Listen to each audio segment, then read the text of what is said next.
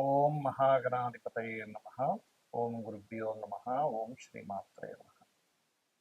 మనం ఈరోజు మీరు జన్మించినటువంటి లగ్నం నుంచి మీకు వేటి మూలంగా ధనయోగం వస్తుంది, అదేవిధంగా ఇది మనం చెప్పుకునేటువంటిది జనరల్గా. ఉదాహరణకి మేషంలో పుట్టారు, లేదా వృషభ లగ్నంలో మీరు పుట్టినప్పుడు వృషభ లగ్నం ఉంది, లేదా మిథున లగ్నం ఉంది, కర్కాటక లగ్నం ఉంది. అలా దాన్ని బట్టి సెకండ్ లార్డ్ ఎవరు, ఆ గ్రహం ఎటువంటి ధనయోగాన్ని ఇవ్వడానికి ఎలిజిబుల్ అయింది, సెవెంత్ లార్డ్ ఎవరు, అంటే ధనం ఎందుకు మీరు నిలబడటం లేదు, అదేవిధంగా మీకు జాతక చక్రంలో వ్యాపారం మూలంగా ధనయోగం ఉందా, లేదా ఉద్యోగ రూపంలో ధనయోగం ఉందా, మీ లగ్నానికి ఎటువంటి మహాదశలు వస్తే ధనయోగంగా మారతాయి అనేటువంటి అంశాలని చెప్తుంది నేనైనప్పటికీ కూడా చెప్పేస్తున్న సాక్షాత్ లలిత అమ్మవారిగా భావిస్తూ ఒక్కొక్క లగ్నం గురించి తెలుసుకుందాము. అదేవిధంగా అసలు వ్యాపార యోగం కనుక ఉన్నట్లయితే ఏ గ్రహం ఏ గ్రహంతో కలిస్తే ఎటువంటి వ్యాపారాల్లోకి వెళ్తారు, ఎటువంటి సమయాల్లో వ్యాపారాల జోలికి వెళ్ళకూడదు, ఎటువంటి సమయాల్లో వ్యాపారాలకు వెళ్తే బాగుంటుంది అనేటువంటి విషయాలు కూడా నేను చివరిలో చెప్తాను. వీడియో చివరి వరకు చూడండి. ధనస్సు లగ్నము, ధనస్సు రాశి. ధనస్సు వారికి కనుక చూసుకుంటే ధనాధిపతి శని. సందేహం కలిగించేమంటే శని ఏమి ఇస్తాడండి? శని కూడా ఇస్తాడు. ఎందుకంటే ధనం అనేటువంటిది ఒక్కరు మార్గంలో రాదు కదా. ఒకళ్ళు ఆయిల్ బిజినెస్ చేస్తారు, ఐరన్ బిజినెస్ చేస్తారు, ఇవి శనే. మరి లేబర్ని కన్సల్టెన్సీ సెంటర్స్ పెట్టుకొని వాళ్ళని జాబ్ హోల్డర్స్ పంపిస్తూ ఉంటారు, శనే సాటర్డే. అలాగే స్టాక్ ఉండే ఐటమ్స్ ఏమైనా ఉన్నాయి, లేకపోతే స్టాక్ రూమ్స్ ఉంటాయి, మేము స్టోరేజ్ మెయింటైన్ చేస్తుంటాం, అంటే రెంటల్స్ తీసుకుంటా ఉంటాం, శని స్టోరేజ్ మెయింటైన్ చేసేదంతా సాటర్డే పెట్టుకోండి. శని ఆయుష్ కారకుడు, కర్మకారకుడు, వృత్తి రావడానికి కారకుడు. ఉద్యోగం రావాలంటే శని బాగుంటుంది, కాబట్టి శనిని తక్కువ అంచనా వేయకండి దయచేసి. అయితే ధనుర్లగ్నానికి న్యాచురల్గా ఉండే తత్వం ఏమిటి అంటే వీళ్ళకి కాస్త న్యాచురల్గానే గైడింగ్ చేసే తత్వము, మరియు ఒక మంచి చేయాలనే తత్వం న్యాచురల్గా ధనుర్లగ్నం వాళ్ళకు ఉంటుంది. న్యాచురల్గా ఉంటుంది, అది ఇన్బిల్ట్, పుట్టుకతోనే ఉండేటువంటిది, పోదు అంత ఈజీగా. ఎవరికో ఒక 1000, 2000, 10,000 జాతకాలు ఒక గురువు బాగా పాడైపోతే తప్పితే వాళ్ళు చూడడానికి మంచి వాళ్ళుగా కనిపిస్తే ఇబ్బంది పడతారు. కానీ న్యాచురల్గా ఉండేది మంచితనము, మంచి చేయాలి, ధర్మంగా ఉండాలి, నేను ఏం గైడ్ చేయగలను అనేది వీళ్ళకి ఎప్పుడు మనస్సులోనే. ఎందుకంటే 4వ అధిపతి కాబట్టి మనస్సులోనే ఉంటుంది, వీళ్ళు అలా చేస్తారు కూడా. అయితే ఇక్కడ మనం ధన విషయాలు మాట్లాడుకుంటున్నాం కాబట్టి శని ఎంత బాగుంటే వీళ్ళకి అంత ధనయోగము, మీడియేటింగ్ ద్వారా డబ్బు రావడం, అంటే మధ్యవర్తి ద్వారా ధనం రావడంలో ఉంటుంది.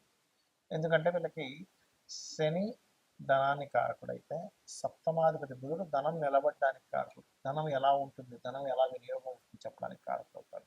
నేను పూర్వజన్మ కర్మ నీకు ఎంతవరకు ఉంది, నువ్వు ఎంతవరకు ధనం సంపాదించగలవు, నీ పూర్వజన్మ కర్మ ఎంతవరకు నీకు తోడ్పడుతుంది, ఎంతవరకు నిలబడుతుందని చెప్పేది బుధుడు. అందుకే బుధుడు ఇక్కడ సప్తమాధిపతితో పాటు దశమాధిపతి కూడా అవుతాడు, అంటే వృత్తి కారకుడు కూడా అవుతాడు. కాబట్టి బుధుడు సహజంగా కుజుడు ద్వారానో పాపగ్రహాల ద్వారానో పాడవుతాడు. కాబట్టి మీ బుధుడు పాడయ్యాడు అనుకోండి, అప్పుడు మీరు అనుకోదు, ఓహో బుధుడు పాలేడు కాబట్టి నాకు ధనం నిలబట్టం లేదు. అలాంటప్పుడు మీరు బ్యాంకులో మీ రూపంలో డబ్బులు పెట్టుకోకూడదు ఎప్పుడు కూడా. బుధుడు పాడైతే అప్పుడు మీ భార్య పేరు మీద వాళ్ళ అకౌంట్స్లో పెట్టుకోవాలి, అప్పుడు మీకు అది నిలబడుతుంది, గుర్తుపెట్టుకోండి. అలాగే శని పాడయ్యాడు, మధ్యవర్తిత్వంగా వెళ్ళి ఇబ్బంది పడుతుంటారు కొంతమంది. చూడండి, నేను మీడియేటింగ్గా వెళ్ళాను అందుకని డబ్బులు ఇరుక్కుపోయాయి అంటుంటారు. అలా వెళ్ళకూడదు శని కనుక ధనుర్లగ్నం వారికి పాడైతే.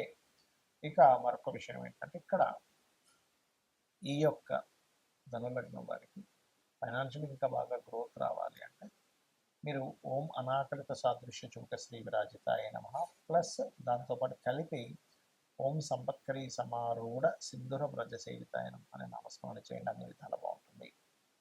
ఇక్కడ మనకి ధనం అనేటువంటిది వ్యాపార రూపంలో వస్తుందా, ఉద్యోగ రూపంలో వస్తుందా అనేటువంటి విషయం జ్యోతిష్శాస్త్రంలో చాలా స్పష్టంగా ఉంటుంది.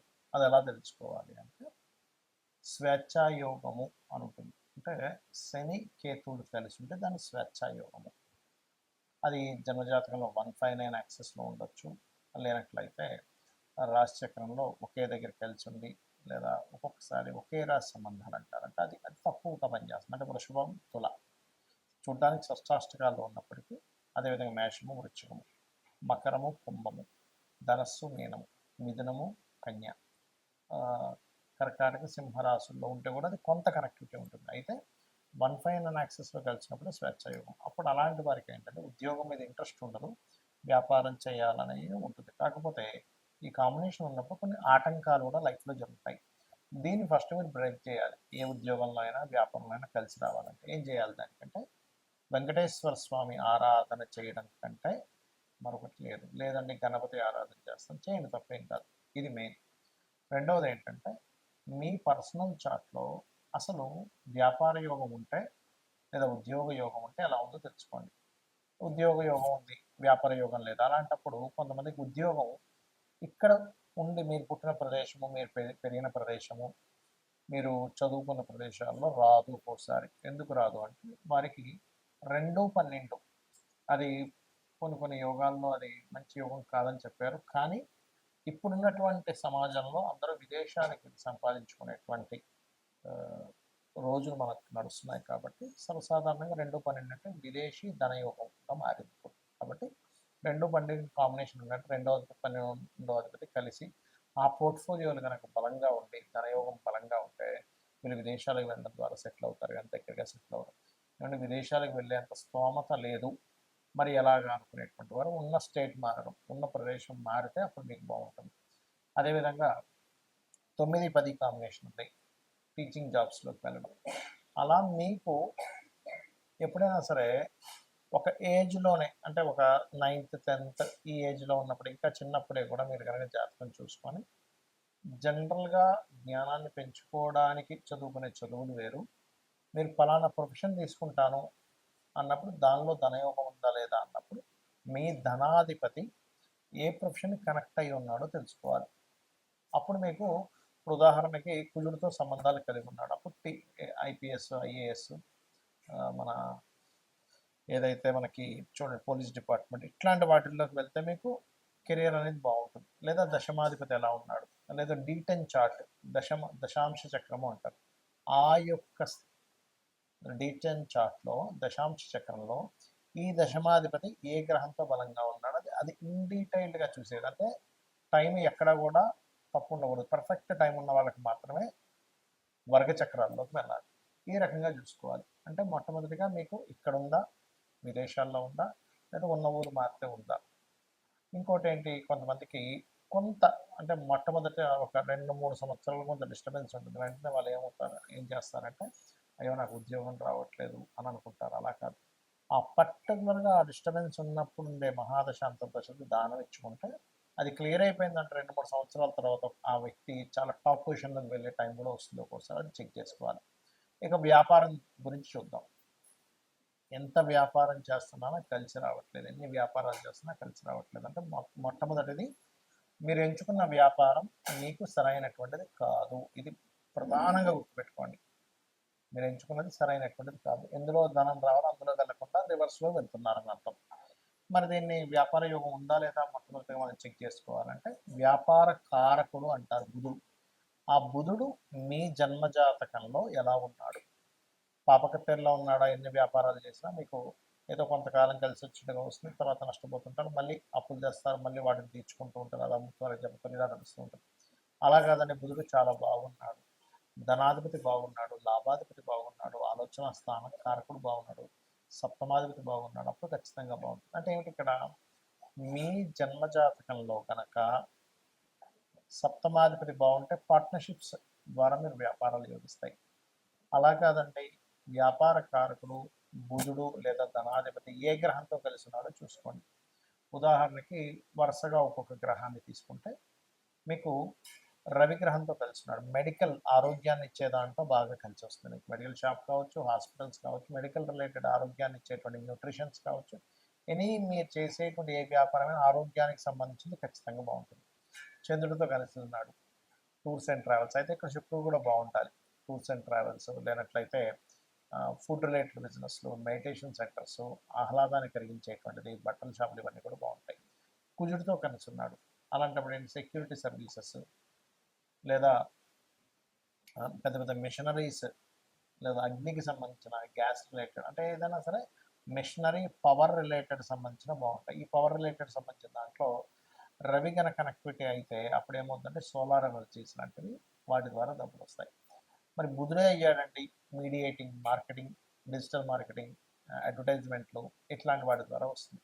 గురువు కనెక్ట్ అయ్యాడు teaching related, guiding related, consultancy related, వీళ్ళతో ధనాధిపతి, లాభాధిపతి, సప్తమాధిపతి అంటే ఈ కలయికలు ఎంత బలంగా ఉన్నాయి.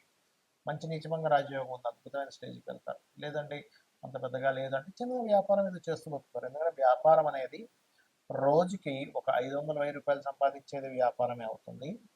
రోజుకి కొన్ని వందల కోట్లు టర్న్ ఓవర్ చేసేటువంటిది కూడా వ్యాపారమే అవుతుంది. అయితే వీళ్ళ యొక్క వ్యాపారం యొక్క బలం ఎంత ఉంది అనేది మహాదశ, అక్కడ ఉండేటువంటి గ్రహాల యొక్క కలయిక, అక్కడ ఉండే పట్టినటువంటి యోగాన్ని బట్టి డిసైడ్ అవుతుంది.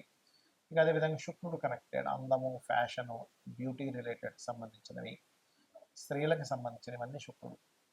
అదేవిధంగా రవి బంగారాన్ని కూడా వస్తుంది, అంటే బంగారు వ్యాపారాన్ని రవి కూడా వస్తుంది. శుక్రుడు కొన్ని అందమైనటువంటి వస్తువులు ఇవన్నీ కూడా. శని కన్సల్టెన్సీ సెంటర్స్లో ముఖ్యంగా జాబ్ కన్సల్టెన్సీ, లేబర్స్ని పంపించి వాళ్ళ ద్వారా ఇప్పుడు కొంతమందిని కన్సల్టెన్సీ కొన్ని ఉంటాయి. ఎలా అంటే వాళ్ళ దగ్గర నుంచి మనిషి మన దగ్గరికి వస్తాడు. ఆ వ్యక్తికి ఆయన ఇచ్చేది ఒక 20,000 అయితే మన దగ్గర 22,000, 23,000 తీసుకుంటాడు. ఆ 3,000 మార్జిన్ పెట్టుకుంటాడు లేబర్ సప్లై చేసి అలా. లేదా ఆయిల్ బిజినెస్లు, లేనట్లయితే ఐరన్ బిజినెస్లు, ఇవన్నీ శాఖమిస్తారు, గుర్తుపెట్టుకోండి. ఆ రకంగా రాహు కేతు అయితే రాహుకేతు ముఖ్యంగా రాహు సాఫ్ట్వేర్ రిలేటెడ్, కేతు ఆధ్యాత్మిక సంబంధించినటువంటి, అదేవిధంగా కెమికల్ రిలేటెడ్ ఇట్లాంటి వ్యాపారాలు. ఇక్కడ ఏంటంటే ఒకటి మన జన్మజాతకంలో ఏ యోగం ఉందో తెలుసుకొని వెళ్ళడం ఒక ఎత్తు. అసలు ఏ యోగాలు లేవంటే చాలా ప్రాబ్లమాటిక్గా ఉందన్నప్పుడు అమ్మవారిని నమ్ముకుంటూ అమ్మవారి ఆరాధన చేసుకుంటూ ముందుకు వెళ్ళడం. జాబ్ రావట్లేదు, ఓం మాణిక్యం ఒకటాకార జానుద్వై విరాజితాయే నమః, లేదా ఓం శ్రీమాత శ్రీ మహారాజ్ని శ్రీమత్ సింహాసనేశ్వరి నమః, ఈ 2 నామాలు ఏది చేసుకున్నా మీకు జాబ్ అనేటువంటిది వస్తుంది. అయితే భక్తి శ్రద్ధలతో నమ్మకంగా చేసుకోవాలి. వ్యాపారంలో రాణించలేకపోతున్నాము, ఓం ఇంద్రగోప పరిక్షిప్త స్మరతోనాభజంగికాయే నమః అనే నామస్మరణ ఖచ్చితంగా మీకు వ్యాపార అభివృద్ధిని ఇస్తుంది. శ్రీమాత్రే నమః.